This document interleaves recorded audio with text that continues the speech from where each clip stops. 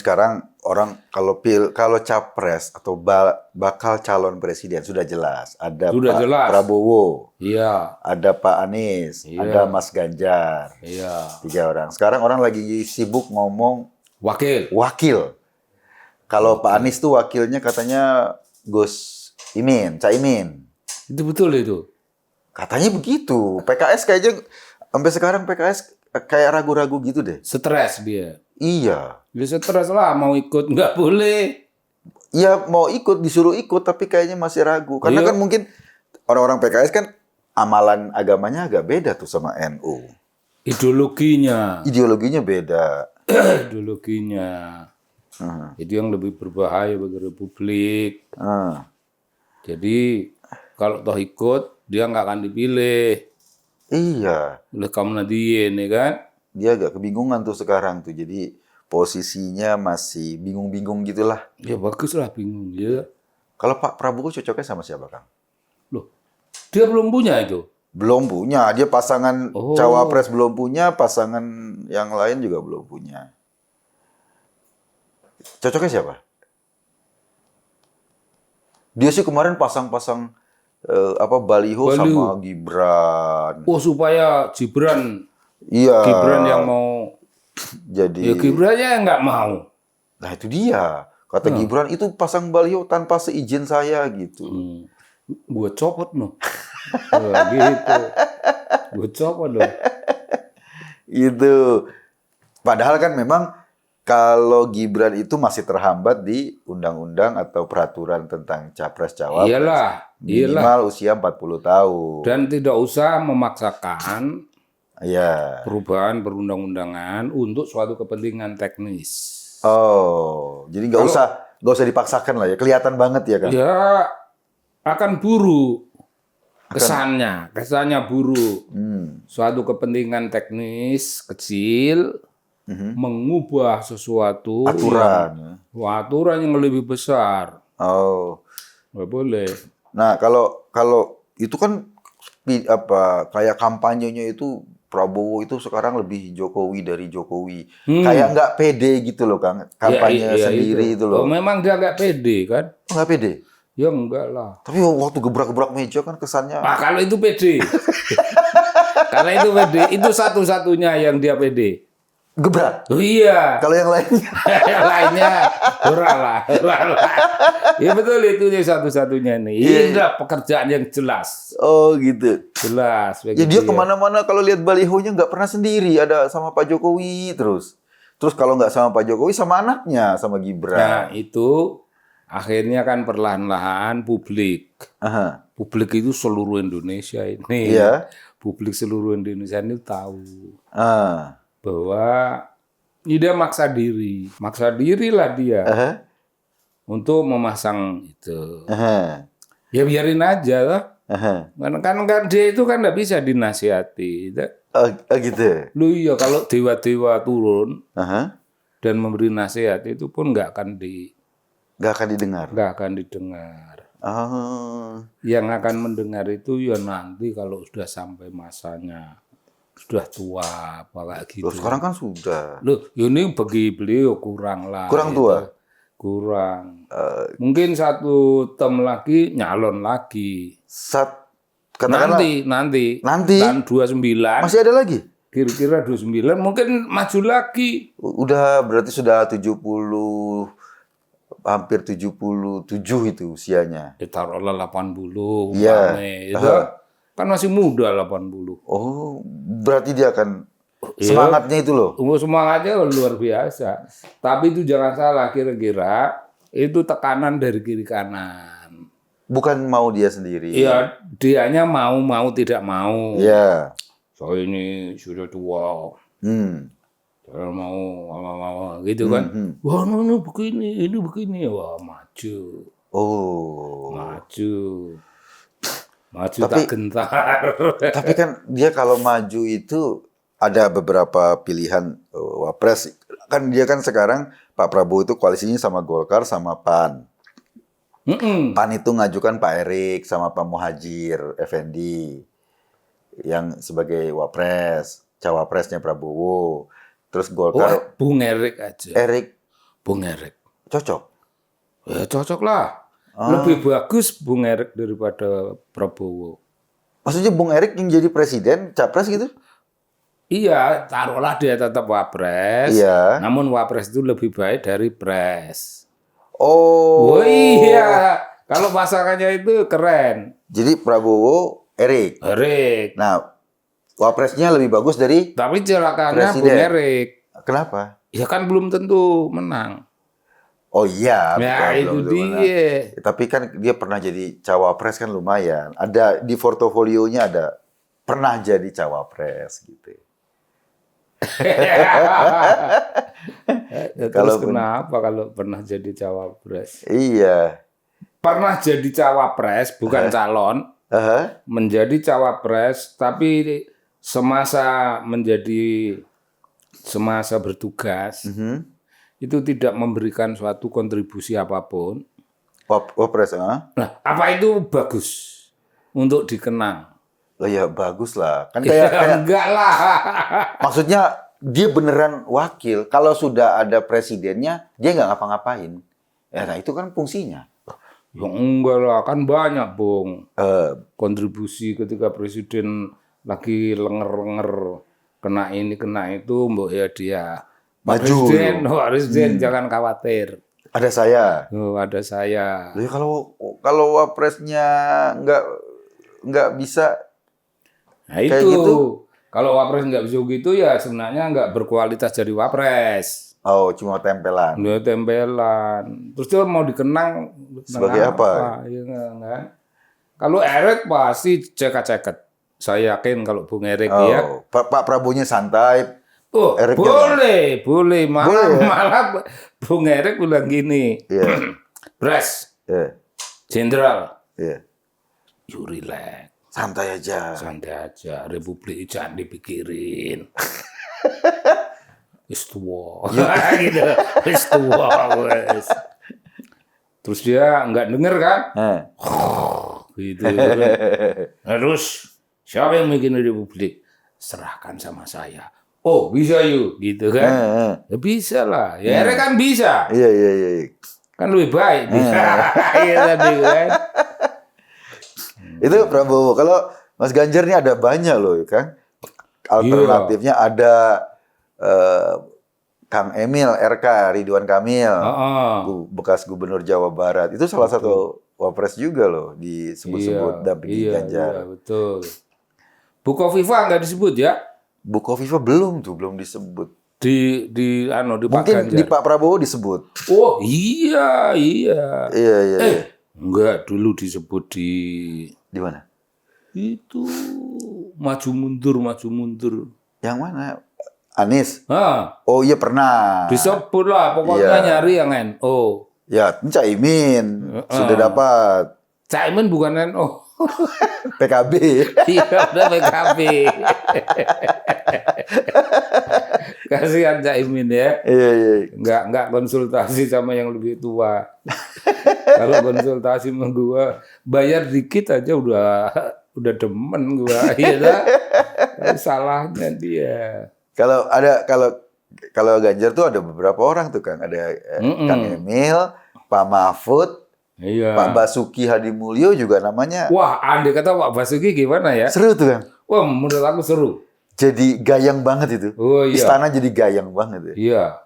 Pak Basuki pekerja itu. Oh, pekerja keras. Pekerja keras. Dan nanti waktu tinjauan, kunjungan ke daerah apa gitu, mungkin dia ingin kerja lupa. Dirinya ini Wapres. Pak Wapres enggak siapa. Enggak, aku bisa ini. Iya. Saking senengnya kerja. Saking senengnya kerja. Dan itu enggak salah, Bung. Itu sama sekali tidak salah. Itu terpuji. Oh. Ya iyalah. Kalau orang melewati kodrat. Kodratnya tinggi. Tapi ada pekerjaan di level yang lebih rendah, dia kerjakan juga. Dan bagi beliau nggak ada barang rendah. Yang namanya pekerjaan itu. Semua bekerja sepenuh hati lah ya. Iya. Pekerja itu bagi beliau apa? You kira beliau berorientasi pada manajemen dalam cara berpikir manajemen kerja ini profesional. Enggak, kerja bagi beliau itu ibadah.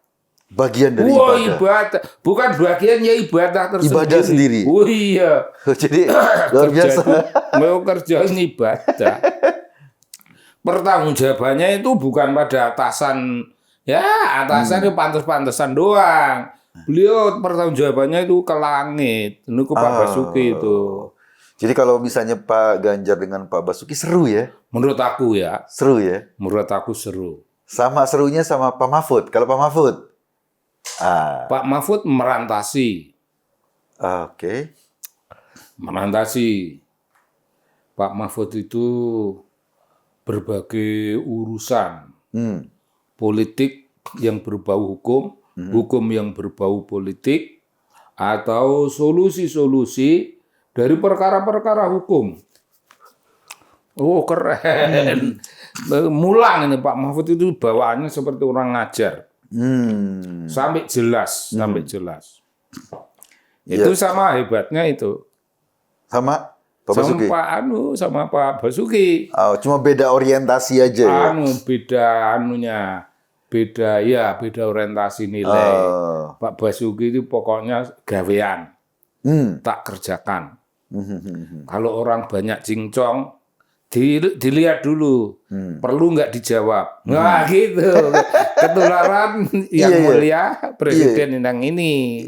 Perlu nggak dijawab ini gitu. Benar. Dan bagi Pak Basuki semua nggak perlu dijawab. Yang penting dikerjain. Yang penting kerja. Ya waktu dia ngomong soal sodetan Kali Ciliwung itu diprotes sama Pak Anies kalau nggak salah ada beda pendapat. Kata Pak Basuki, saya diperintahkan untuk kerja bukan untuk diskusi. Ya betul. Beliau model itu. Iya. Itu pekerja. Bukan man of words. Bukan orang yang pandai berkata-kata.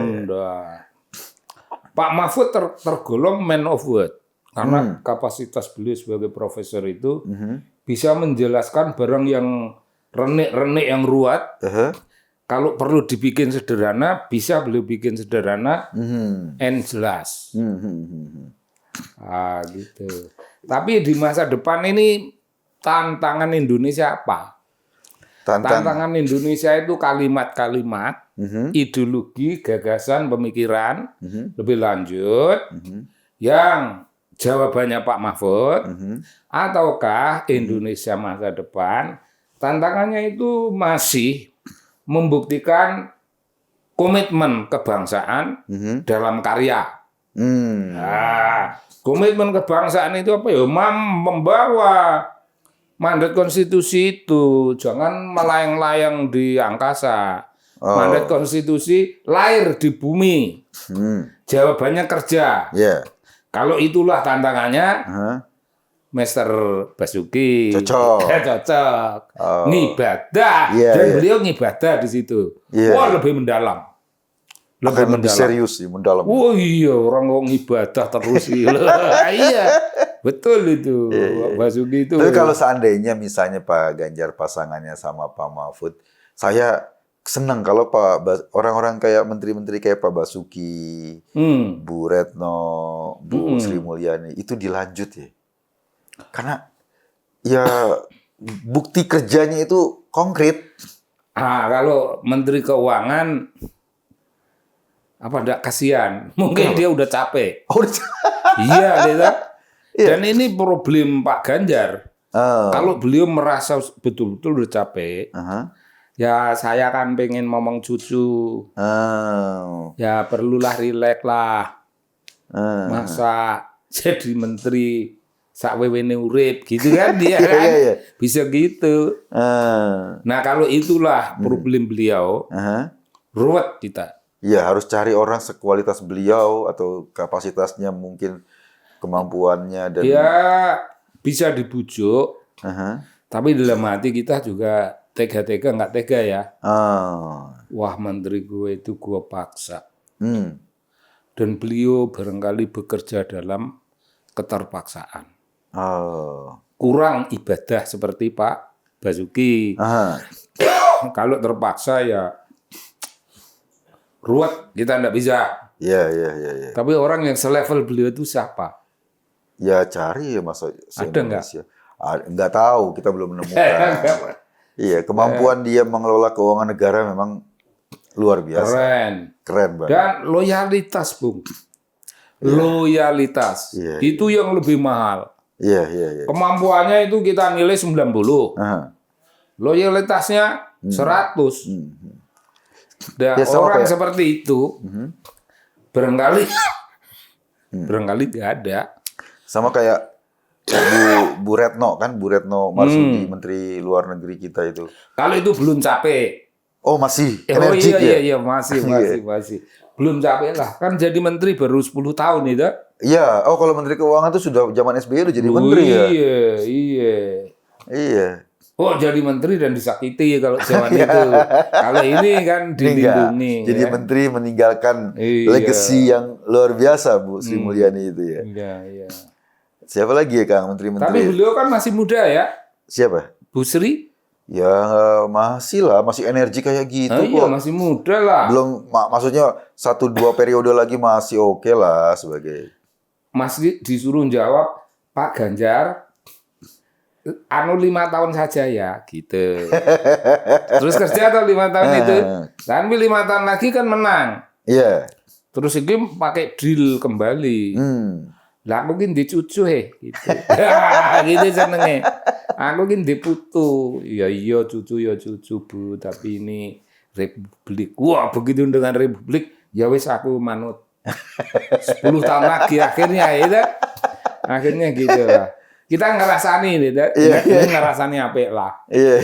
Ngerasani tentang komitmen orang-orang. Iya. Komitmen antara cucu dan republik. Mana lebih penting gitu. Dan nanti presiden bilang, Ibu boleh libur pada hari Sabtu. Kalau sekarang kan bisa libur Sabtu. Ya pokoknya resminya. Ibu resmi boleh libur kapan saja, pikiran itu tertuju kepada cucu. Ini boleh libur. Iya. Tapi baru setengah urusan dengan cucu, telepon kering. Halo. Bu, mohon maaf ini dari istana. Baru ngurus mbak cucu gitu. Artinya komitmen kepada cucu itu bagi orang tertentu itu tidak boleh karena ada komitmen ke negara. Yang lebih besar. Itu, Bung. Iya. Dan beliau bisa kalau itu beliau bisa lah. Iya. Jadi kita nih punya banyak pilihan sebetulnya ya. Banyak. Dalam kalau beliau dipilih jadi wapres gimana ya? Itu dia. Boleh. Kan nggak ada orang mikir begitu. Bu Sri Mulyani bisa, tapi memang namanya kan memang nggak beredar di survei. Sama kayak Pak Basuki, namanya nggak beredar di survei. Iya. Bisa aja terpilih jadi wapres itu. Atau dipilih gitu ya. Dipilih. Kan punya hak prerogatif. Tapi menurut aku ya, Bu Sri itu keterampilan teknisnya jauh lebih strong ketimbang keterampilan politiknya. Kalau wapres kan lebih membutuhkan keterampilan politik. Wapres? Ketimbang keterampilan teknis. Atau keterampilan meneng. Ada loh. Keterampilan diam itu luar biasa loh itu, Bang. Iya. Keterampilan diam. Ya sayang kan kalau sekali berbu Sri gitu. Sayang. Dia harus diposisikan tinggi tapi keterampilannya atau menteri senior. Kita belum ada sih undang-undang kita atau mengatur nggak tentang boleh, menteri. Ya? Belum ada, mungkin bisa diadakan. Iyalah. Menteri senior itu ada level di bawahnya ada menteri. Ada Menko. Kan kita punya menteri senior itu Menko, menteri koordinator.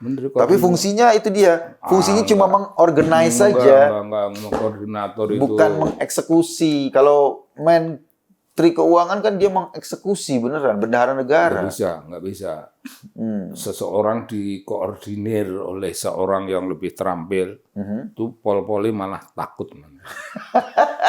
Aku ini takut sama Menkoku gitu.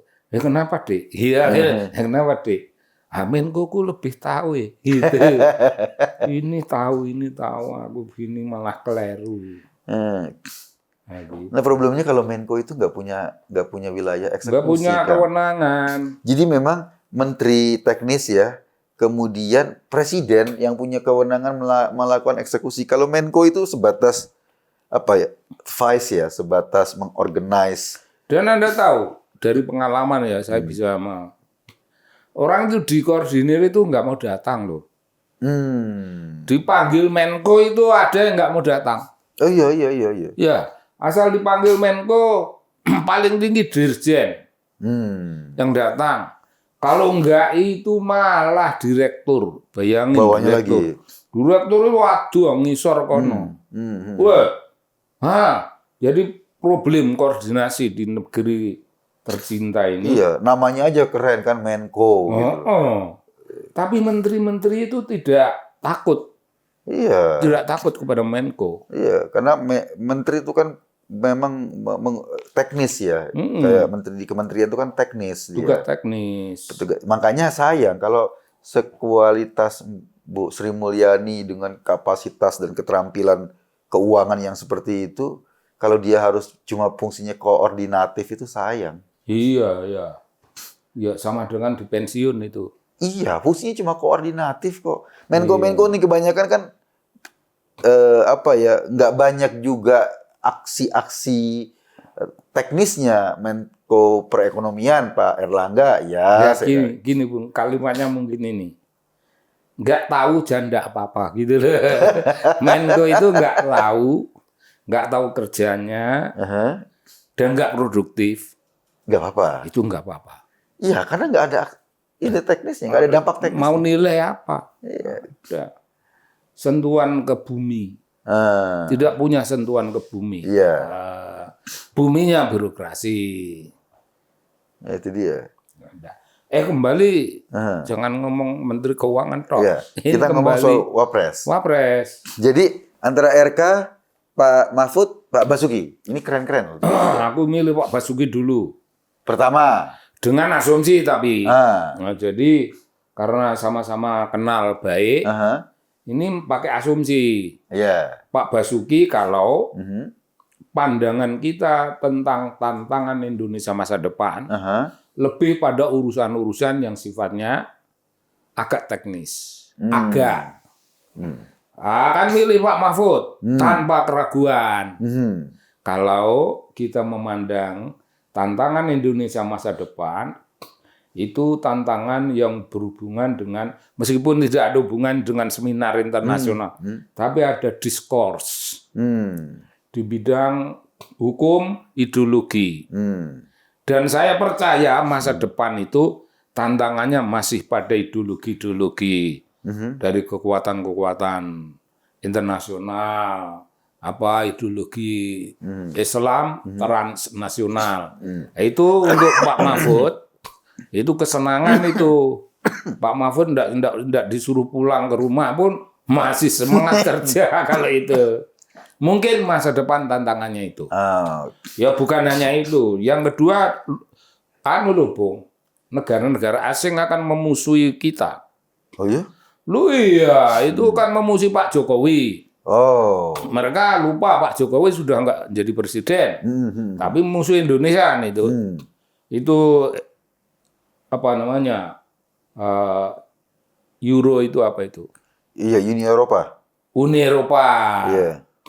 Uni Eropa kan gitu. Tapi ya nggak apa-apa, Bung Ganjar taktis. Iya. Ngadepi Uni Eropa aja kok. Ya gitu dihadapi. Tapi kan tidak itu. Ada Amerika. Ada Amerika yang punya agenda ini, itu banyak agendanya. Nah, kita harus berhadapan dengan itu semuanya. Dalam hal ini, kira-kira Pak Mahfud. Pak Mahfud akan bersukacita. Banyak kerjaannya, ya. Ya daripada kalau jadi wapres nggak ada kerjaan. Oh iya. Coto lah itu. Banyak kerjaan orang mulai. Ramulih Pak Mahfud. Seneng yang kantor, sholat yang kantor, mandi yang kantor gitu. Kalau RK ini sama-sama muda. Pak Mahfud masih muda. Enggak, RK juga muda. Iya. Tapi dibanding kita kan berdasarkan kebutuhan Masa depan. Problem masa depan itu harus diatasi. Nah, apa problemnya? Kalau problem tadi ya sudah terpilih. Hanya ada dua dikotomi. Satu dikotomi antara teknis dan urusan-urusan yang memerlukan kekuatan diskursus akademik maupun diplomasi politik. Oh iya, nah, itu semua lebih berat ke Pak Mahfud. Jadi Pak Basuki, kita tidak membayangkan urusan teknis itu sampai tak tertangani. Oh, Pak Basuki diangkat lagi jadi menteri itu. PUPR. Nah, iya. Oh. Dia diangkat lagi, masih muda. Iya, masih gagah. Gagah, masih muda, masih menteri lagi. Jangan Menko. Jangan Menko. Menko ya. Dia Menko menteri tuh teknis. taruhnya politisi lah kalau Menko itu cocoknya. Iya. Ya udahlah. Tukang ngomong gitu ya. Iya, politisi. Menko itu tukang ngomong. Yang suka berkoordinasi gitu lah. Dia suka, tapi yang dikoordinasi yang nggak suka. Dan dia nggak suka mengatasi itu. Nah, ini Bung. Kembali ke Pak Mahfud aja. Problem masa depan, problem global kita, atau apa yang namanya ya ancaman-ancaman masa depan. Itu akan membutuhkan Bung Mahfud. Itu tadi Uni Eropa.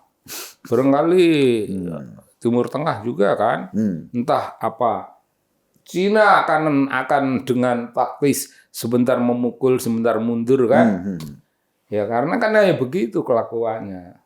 Tapi itu masih bisa ditata. Kita bagaimana dengan Eropa, planning itu, yang punya orang-orang di dalam negeri sini, punya LSM yang berada di bawah koordinasinya dia.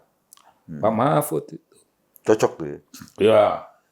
Dan gini kira-kira orang kayak Pak Mahfud juga perlu staffing yang kuat. Iya. Staffing. Benar. Jangan ditangani sendiri. Beliau tinggal ngomongkan. Kepusingan dia. Nggak boleh Wapres kok. Iya. Kerja seperti menteri nggak bisa. Staffingnya yang kuat. Punya kekuatan. Orang yang punya pengetahuan tentang ideologi transnasional itu. Kalau ada kayak Cak Islah, Cak Islah itu bisa ditarik ke situ kan, itu akan keren. Oh, Pak Mahfud ini tak kasih Islah, ya kan? Dan untuk kepentingan Amerika adalah ideologi apa namanya kekuatan orang. Ya itu Indra Hadi gitu kan. Indra Hadi kan kuat itu ya. Ada yang lain-lain tapi aku tahunya Indra Hadi.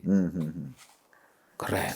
Jadi wakil presiden itu berpikir taktis strategis seolah ini sebuah departemen tersendiri. Oh iya, wakil presiden ini sebuah departemen tersendiri. Mungkin 4 departemen berada di situ dan staffing itu yang keren. Ya, Wapres ya misalnya jam 8 pagi meeting toh, jam 12 beliau boleh tidur sedikit. Oh, boleh. Oh iya. Tapi nanti jam 5 meeting yang lain lagi. Sampai jam ya 12. ya begitu. Kerjanya tuh ya. Begitu kerjanya. Luar biasa. Saya kalau nggak pandai mengatur orang, terus Wapres itu dirinya sendiri, kiri kanannya itu hanya tukang stempel yang apa, terus dia cuman ini anak buahku ini aku titip ke BUMN mana, tidak bagus. Bung Mahfud tahu itu, Bung Basuki tahu itu. Ya terserah presiden. Terserah Pak Ganjar ya. Iya dong. Sekarang pilihannya kan ke Pak Ganjar kan dan tentu saja ke partai-partai pendukungnya kan nanti didiskusikan atau apa. Tapi seru sih ngomongin Wapres ini, kita nggak tahu ke depan yang udah pasti baru Anies sama Caimin. Yang lainnya masih belum pasti. Caimin nggak akan dipilih oleh Anies. Oleh PKB sendiri pun nggak akan. Ya tapi kan mereka sudah Anies Caimin tuh sudah. Iya tapi respon PKB kan, respon Kaum Nahdliyin kan begitu terang benderang. Iya, tapi kan Jangan pilih. itu biar urusan Anies sama Caimin. Iya. Pak Prabowo masih ada beberapa pilihan, ada Gibran, ada Jangan Gibran, nggak boleh. oh ya, ada Nggak akan Erik, boleh. ada Pak Muhajir, ada Pak Erlangga karena mereka Enggak. Erik itu nggak usah ngecah-cah lambe. Erik. Oke. Pas Ganjar ada Pak RK, ada Kang Emil, ada Pak Mahfud, ada Pak Basuki. Tadi sudah decisive, jelas, Oh, definitif, Mahfud. Karena problemnya itu. ke depan. Nah, ini seru. Soal nanti pilihannya kan tergantung dari capres dan kondisi politik, kemudian pertimbangan-pertimbangan partai. Kita diskusi lagi minggu depan, barangkali ngomongin yang lebih serius selain copras-capres. Saya Kekun tadi. Terima kasih.